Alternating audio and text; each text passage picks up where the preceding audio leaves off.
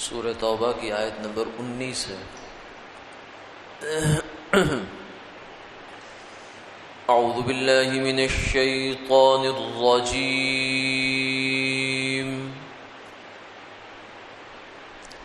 بسم اللہ الرحمن الرحیم۔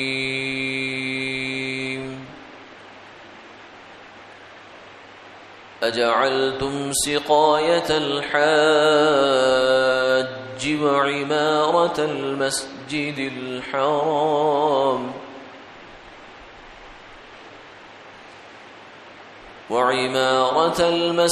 الحرام كمن آمن بالله واليوم الآخر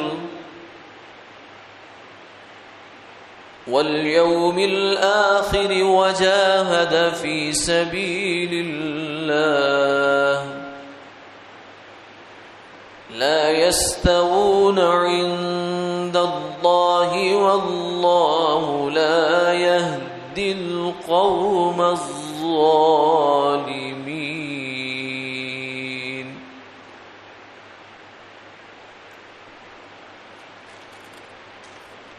الذين آمنوا وهاجروا وجاهدوا في سبيل الله بأموالهم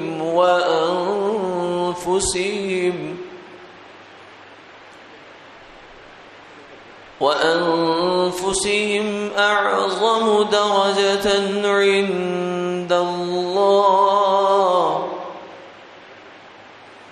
وأولئك هم الفائزون۔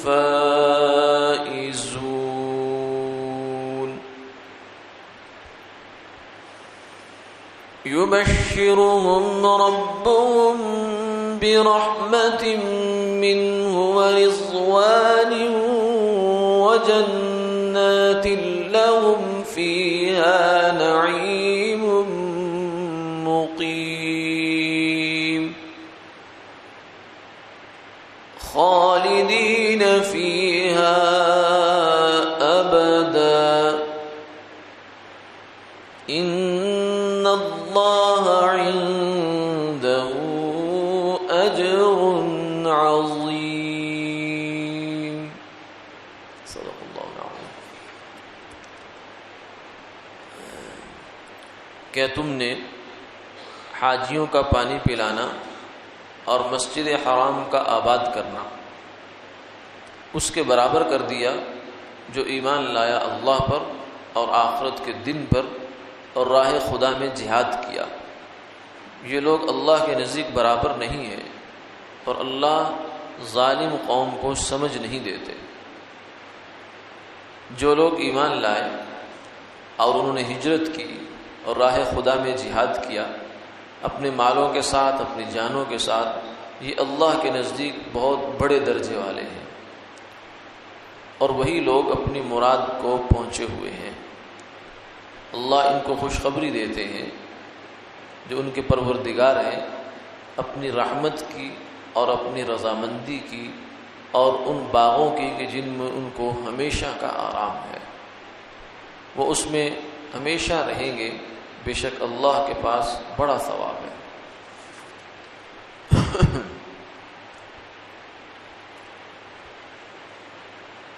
اس آیت مبارکہ کے شان نزول میں متعدد روایات آئی ہیں۔ ایک روایت یہ ہے کہ جب عباس رضی اللہ تعالیٰ عنہ جنگ بدر میں قید ہو کر آئے تو کچھ لوگوں نے ان کو یہ ملامت کی کہ تم ابھی تک کفر پہ رہ رہے ہو، کفر تو بری چیز ہے، مسلمان ہو جاتے تو اچھا ہوتا۔ تو انہوں نے آگے سے جواباً یہ کہا کہ دیکھو ٹھیک ہے تم لوگ بھی اچھے کام کر رہے ہو، لیکن جو کام ہم کر رہے ہیں وہ تم سے بہت اچھا ہے۔ وہ کیا ہے؟ وہ دو کام تھے۔ ایک تو یہ ہے کہ ہم لوگ مسجد حرام کے متولی ہیں، بیت اللہ کے، کعبہ کے، اس کی ذمہ داریاں ہم سنبھالے ہوئے ہیں، اس کے جو خرچے ورچے، جو صفائی ستھرائی نظم، یہ سارا کام ہم کر رہے ہیں۔ اور دوسرا یہ کہ سال بعد جب حاجی حضرات آتے ہیں تو ان کو پانی پلانا، ان کے لیے کھانے وانے کا اور سب ان کی خدمات سر انجام دینا، یہ ہم کر رہے ہیں۔ تو یہ 2 کام ہم کرتے ہیں، یہ تو بہت بڑے اونچے کام ہیں، تمہاری ہجرت، تمہارا جہاد، یہ سب اپنی جگہ، یہ اس کو نہیں پہنچ سکتا۔ تو یہ بات انہوں نے کہی۔ تو بعض روایت میں آتا ہے کہ جواباً اللہ تعالیٰ نے یہ آیت نازل فرمائی، اور بعض روایت میں یہ آتا ہے کہ حضرت طلحہ، حضرت عباس اور علی رضی اللہ تعالیٰ عنہ بیٹھے ہوئے تھے، اسلام لانے کے بعد کی بات ہے۔ تو ان میں سے حضرت طلحہ نے کہا کہ میرے پاس بیت اللہ کی چابی ہے، میں جب چاہوں بیت اللہ میں جا سکتا ہوں۔ حضرت عباس نے کہا کہ میں نے حاجیوں کی خدمت میرے ذمے، سقایا کہتے تھے اس کو، پانی پلانے کی خدمت، اور اس لیے میرے پاس میرا عمل زیادہ بڑا ہوا ہے، کیونکہ صحابہ کے ہاں جو آپس میں مقابلہ بازی ہوتی تھی تو وہ اعمال خیر میں ہوتی تھی۔ کبھی بھی آپ کو صحابہ میں یہ مقابلہ نظر نہیں آئے گا کہ میری سواری بڑی، تیری سواری چھوٹی، میرا مکان بڑا، تیرا مکان چھوٹا، میری تجارت بڑی، تیری تجارت چھوٹی۔ اس چیزوں میں ان کے یہاں مقابلے نہیں ہوتے تھے، ان کے یہاں مقابلے کی چیزیں اور تھیں کہ اللہ کے یہاں مقام کس کا زیادہ ہے، اس کا مقابلہ ہوتا تھا۔ وفی ذلک فلیتنافس المتنافسون۔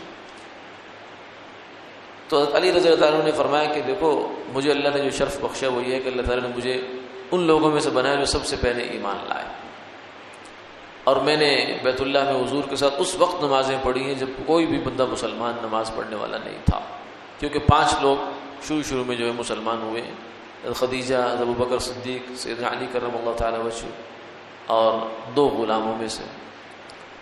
تو یہ ایک عرصے تک یہی مسلمان رہے، پھر اس کے بعد پھر آگے رفتہ رفتہ باقی لوگ مسلمان ہونے شروع ہو گئے۔ تو بعض حضرات نے فرمایا کہ اس پر یہ آیت نازل ہوئی۔ اور ایک اور بھی واقعہ اس شان نزول اس کا ذکر کیا جاتا ہے کہ 2 آدمی حضور صلی اللہ علیہ وسلم کی مسجد نبوی میں ممبر کے قریب بیٹھے آپس میں مباحثہ کر رہے تھے۔ ہمارے مباحثے تو یہ ہوتے ہیں نا کہ آج کون سی پارٹی جیتے گی اور کون سی پارٹی ہار گئی، کس کو ووٹ دینا کس کو نہیں دینا، لیکن ان کے ہاں مباحثہ دیکھیں کیا ہو رہا ہے۔ وہ کہتے تھے کہ سب سے افضل عمل کون سا ہے؟ ایک نے کہا کہ حاجیوں کو پانی پلانا، بیت اللہ کی خدمت، یہ افضل ہے۔ دوسرے نے کہا نہیں، جہاد فی سبیل اللہ یہ افضل ہے۔ تو آپس میں ان کی بحث ہو گئی، تو اونچی آواز ہو گئی۔ سیدنا عمر رضی اللہ تعالیٰ عنہ نے ان کو ڈانٹا، وہ کہا کہ مسجد میں آواز اونچی کرتے ہو۔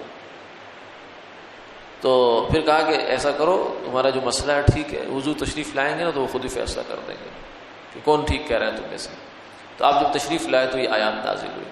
بہرحال بعض دفعہ ایسا بھی ہوتا ہے کہ ایک واقعے میں ایک آیت کا سبب کئی واقعات ہو جایا کرتے ہیں، اور ایسا بھی ہوتا ہے کہ ایک واقعے میں ایک دفعہ آیت نازل ہوگی، دوبارہ جب وہ آیت پڑھی گئی تو بعض راوی حضرات اس کو نازل ہونا ہی شمار کرتے ہیں، گویا کہ ان کے سامنے اس وقت یہ بات آئی ہے۔ خلاصے کی بات یہ ہے کہ اس آیت کے اندر پس منظر جو بھی ہو، ایک نقطے کی بات یہ سمجھائی گئی ہے کہ کسی بھی عمل کا جو مقام ہے اور اس کی قیمت ہے، اس کی بنیاد کیا ہے۔ تو عمل کی بنیاد اور قیمت وہ ایمان ہے۔ ایمان کے بغیر کوئی عمل بھی کوئی قیمت نہیں رکھتا۔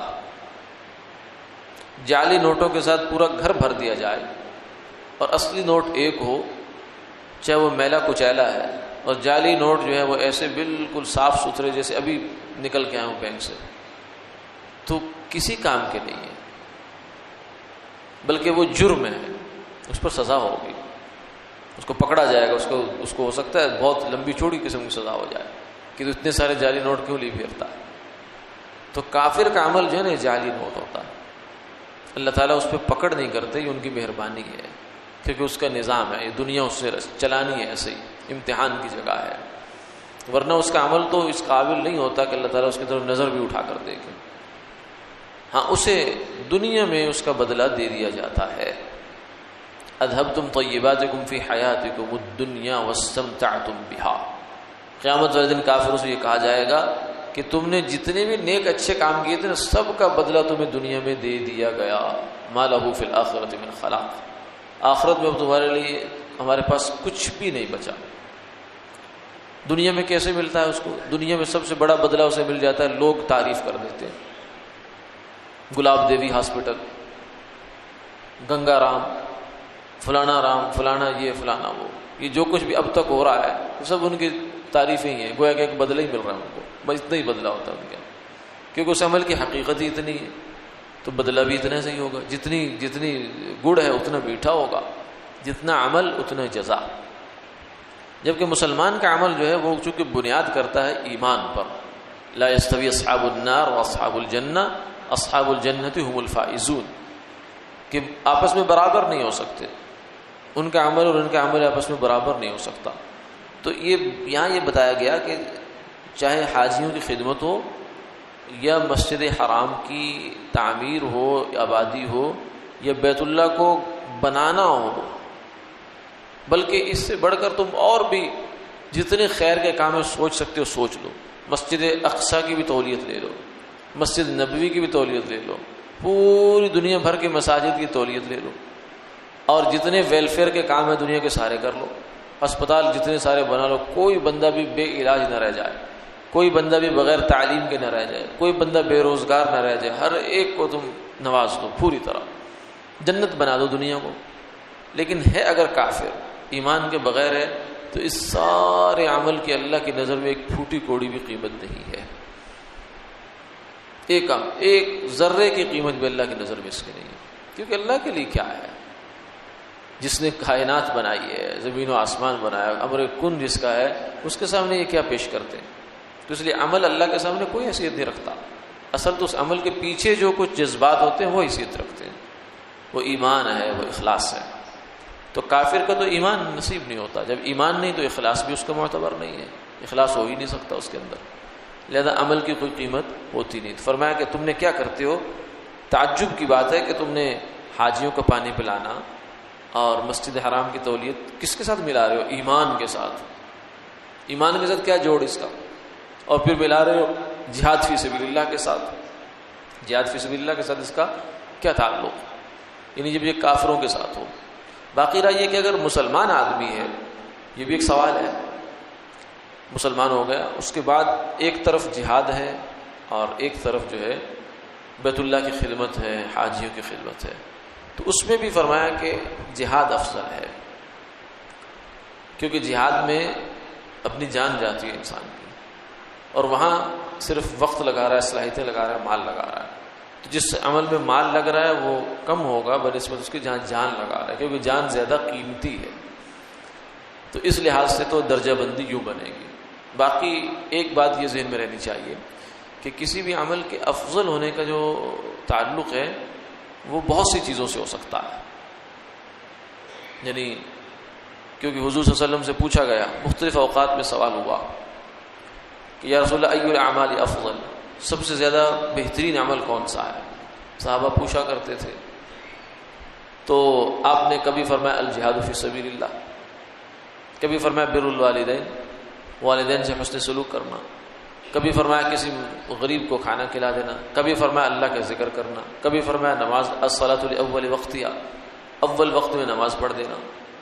تو یہ مختلف اوقات میں سوال ایک ہے، جواب مختلف آ رہے، تو اس کی وجہ کیا ہے؟ وجہ یہ ہے کہ یہ حالات کے لحاظ سے اور اوقات کے لحاظ سے اور اشخاص کے لحاظ سے، کس حالت میں سوال ہوا، کس وقت میں سوال ہوا اور کس آدمی نے سوال کیا، اس کے لحاظ سے جواب مختلف ہو جاتا ہے۔ یعنی ایک آدمی ہے، اس وقت کوئی تقاضا نہیں ہے، نارمل حالات چل رہے ہیں، اور اس کے والدین کے ساتھ یہ کوتاہی کر رہا ہے خدمت کرنے میں، تو اس کے لحاظ سے بر الوالدین سب سے افضل عمل ہے۔ کیوں؟ اس لیے کہ اس میں اس کے مجاہدہ نفس زیادہ ہے، اور حالات ایسے چل رہے ہیں کہ اب دشمن کی فوج چڑھ آئی ہے، جیسے خندق کے موقع ہے، مدینہ منورہ پر محاصرہ ہو گیا، اب اس موقع پر باقی سب عمل ایک طرف، جہاد سب سے افضل ہو جائے گا، کیونکہ اس وقت اللہ کو یہ عمل مسلمان سے چاہیے، مطلوب ہے۔ صدقے کا وقت آ گیا، محتاج ہے، کوئی آفت آ گئی، مصیبت آ گئی، تو اس وقت اپنے آپ کو صدقات میں لگا دینا، تعاون میں لگا دینا، یہ افضل ہو جائے گا۔ تو یہ اللہ تعالیٰ فہم نصیب فرما دیتے ہیں انسان کو بھی مختلف اوقات میں کہ کون سا عمل اس وقت کرنا ہے، جسے کہتے ہیں موقع شناسی، وقت کی نزاکت کو پہچاننا کہ اس وقت کیا کرنا چاہیے۔ تو یہ ایک الگ ایک دین کا حصہ ہے۔ بہرحال یہاں فرمایا کہ لا یستوون عند اللہ، یہ لوگ اللہ کے نزدیک آپس میں برابر نہیں ہو سکتے، اور باقی رہا کافروں کا اس کو برابر سمجھنا یا اچھا سمجھنا، تو اس وجہ سے کہ ان کو سمجھ نہیں ہے، کیونکہ اگر ان کو سمجھ ہوتی بات کی، حقیقت حال کی، تو پھر کبھی فیصلہ نہ کرتے۔ یہ ظالم لوگ ہیں۔ یعنی ظلم کیا ہے؟ وضع الشیء فی غیر محلہ، ایمان کے مقابلے میں عمل کو اٹھا کر لے آنا، یہ ظلم ہے۔ کہاں ایمان کہاں عمل؟ آج بھی ہمارے کچھ مسلمان دوست ایسے باتیں کرتے ہیں، کہتے ہیں ہم سے انگریز اچھا ہے۔ کیوں اچھا ہے جی؟ اس کا بڑا انصاف ہے۔ کیوں اچھا ہے جی؟ وہاں بہت قانون ہے جناب، وہاں دیکھو بہت ویلفیئر کے کام ہوتے ہیں، آپ ایک کال کرتے ہیں تو آپ کو سارا علاج معالجہ خرچہ آپ کا کر کے آپ کو واپس گھر چھوڑ دیا جاتا ہے۔ وہاں رشوت نہیں ہے جی، وہاں یہ سب اعمال کی بات ہوگی، اس میں کوئی شک نہیں، اچھی بات ہے، یہ نفی کرنا مقصود نہیں ہے، لیکن آپ اس کا تقابل کس چیز کے ساتھ کر رہے ہیں وہ غلط ہے۔ یعنی یہ کہہ رہے ہیں کہ مسلمانوں سے کافر اچھا ہے، تو گویا کہ آپ ایمان کا اور کفر کا تقابل کر رہے ہیں، تو یہ خطرناک بات ہے کہ ایمان سے کفر اچھا کہاں سے ہو سکتا ہے۔ قیامت والے دن کافر تمنا کرے گا کہ پوری زمین بھر دی جائے سونے سے اور مجھ سے لے لی جائے اور ایمان کا ایک ذرہ مجھے دے دیا جائے، کیونکہ وہ ذرہ بھی بالآخر جہنم سے نکال کر جنت میں لے جائے گا، تو نہیں ملے گا اس کو۔ تو ایمان اور کفر کا کیا تقابل ہو سکتا ہے؟ ہاں ٹھیک ہے، مسلمانوں کو ترغیب دینی چاہیے کہ عمل اچھے کریں، کیونکہ ایمان اور عمل صالح ہو جائے گا تو پھر تو انسان کامل ہو جائے گا، نجات کے لیے مکمل نصاب ہو گیا اس کا۔ صرف ایمان ہے اور لے گیا سلامت تو عذاب کا ہو سکتا ہے، اس کو پریشانی کا سامنا کرنا پڑ سکتا ہے، لیکن صرف عمل ایمان کے بغیر اس کی تو کوئی قیمت نہیں ہے، وہ آخرت میں کام نہیں آئے گا۔ تو کافر اس لیے مسلمان سے ہمیشہ پیچھے ہی ہے، آخرت کے معاملے میں ہمیشہ پیچھے ہے، کیونکہ اس پاس ایمان نہیں ہے۔ آگے فرمایا کہ ایمان والوں کی تو شان یہ ہے، لیکن جو عمل بھی کریں ساتھ، الذین آمنوا وہاجروا وجاہدوا فی سبیل اللہ باموالہم وانفسہم اعظم درجۃ عند اللہ، ان کے تو اللہ کے کیا درجے ہیں کون جانتا ہے۔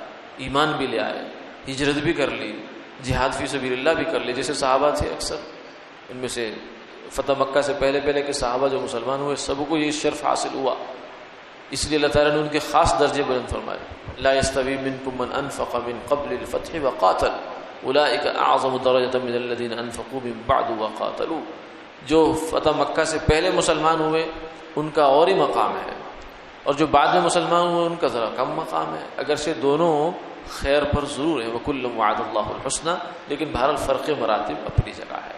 فرق مراتب تو اللہ نے انبیاء علیہ السلام میں رکھا، تلک الرسل فضلنا بعضهم علی بعض، یہ رسول ہیں جن میں سے ہم نے بعض کو بعض پر فضیلت دی۔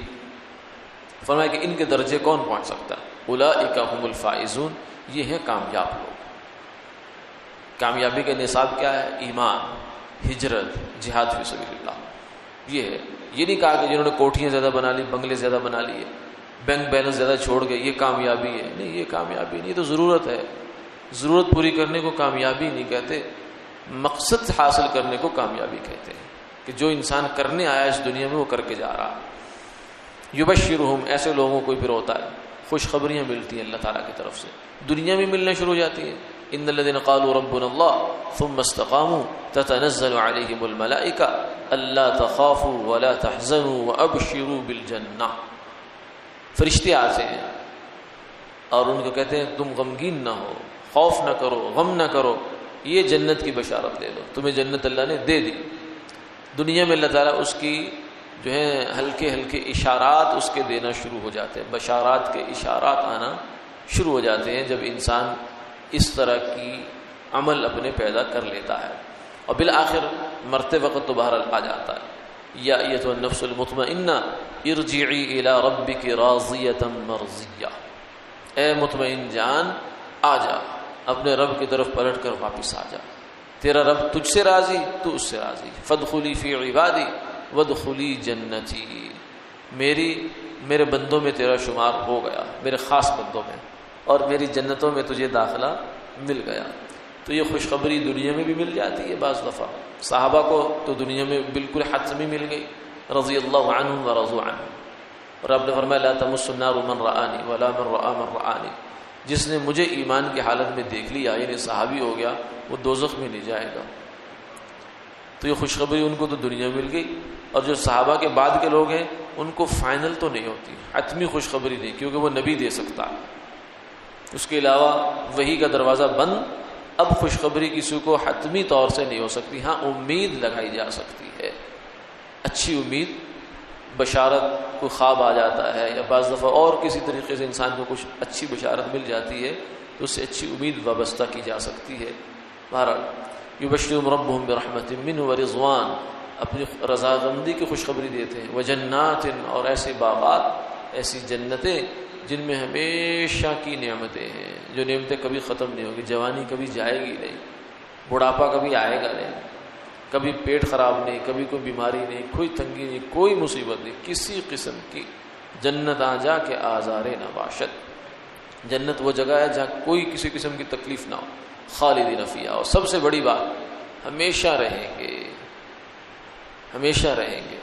دنیا میں کرائے کا مکان بڑے جتنی خوبصورت ہو، یہ عاریت پہ مکان ہے، کسی رشتہ دار نے کہا ہے کہ ہم لوگ باہر ہوتے ہیں 6 مہینے سال کے لیے، آپ ہمارے مکان میں رہ لیں، بہت شاندار بنا ہوا ہے، اور ایک طرف اپنا مکان ہے 2-2.5 مرلے کا زیادہ بیچارہ، اور کچا پکا بنا ہوا ہے، تو آدمی کو سکون اپنے مکان میں آئے گا۔ کیوں؟ اس لیے کہ کرائے کا مکان بہرحال چھوڑنا ہوتا ہے، کسی کا مانگا ہوا مکان بھی چھوڑنا ہوتا ہے۔ اپنے مکان سے آدمی کہتا ہے یار یہاں اب سکون کا سانس لیا، اب ہمیں یہاں سے کوئی نکالے گا نہیں۔ تو جنت جو ہے نا، اگر فرمایا کہ اس میں کوئی نعمت بھی نہ ہوتی، بالکل سادہ ہوتی، دنیا سے بھی سادہ ہوتی، تو پھر بھی جنت میں ایک خوبی جو تھی نا وہ دنیا سے بڑھ کر تھی، وہ کیا تھی؟ خالدین فیہا ابدا، ہمیشہ رہنا ہوگا، کوئی وہاں سے نکالے گا نہیں آپ کو۔ جبکہ دنیا کرائے کا مکان ہے، یہاں سے ہم چاہیں نہ چاہیں نکالنے والے آ جاتے ہیں۔ اس لیے فرمایا نا کہ یہ دنیا ہمارا گھر نہیں ہے، جن گھروں میں ہم رہتے ہیں، چاہے اپنے ہی گھر سے ہی خریداری ہے ہماری، خریدے ہوئے ہیں، لیکن ہمارے گھر نہیں ہے اصل میں۔ کیوں؟ اس لیے کہ جس گھر سے جنازہ نکلے وہ گھر نہیں ہوتا، اور ان گھروں سے تو سب کا جنازہ نکلنا ہے۔ تو کرایہ دار مالک کرایہ دار کو نکالتا ہے، اور یہاں کا مالک ہمیں یہاں سے نکال دیتا ہے، اور نکال کر قبرستان پہنچا دیتا ہے۔ تو بہرحال دنیا تو دل لگانے کی جگہ نہیں ہے، اصل جگہ آخرت ہے۔ ان اللہ عندہ اجر عظیم، فرمایا اللہ کے نزدیک بڑا اجر ہے، اسی کی کوشش کرنی چاہیے۔ وآخر دعوانا الحمدللہ۔